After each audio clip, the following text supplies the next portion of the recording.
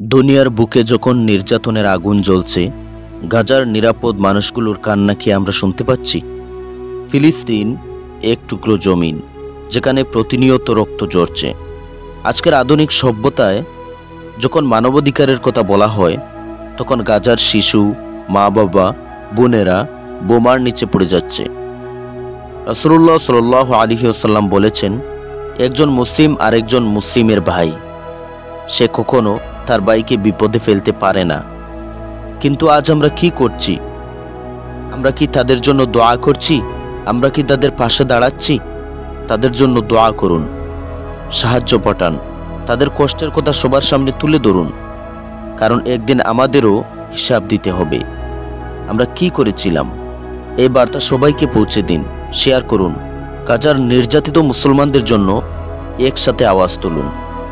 জিহাদের তাকবীরে ফের জাগরে যুগের বীর সালাহুদ্দিন, ইহুদের হাত হতে আকসা ছিনে আন রে ফিলিস্তিন। ছুটে আয় বিন কাসিমার গজনবী ঘোড়ির মতো সব বীর, কেড়ে আন মুশরিকিনের হাত হতে মুসলিম ভূমি কাশ্মীর। তোলো তাকবীর, তোলো তাকবীর, তোলো তাকবীর, তোলো তাকবীর, তোলো তাকবীর।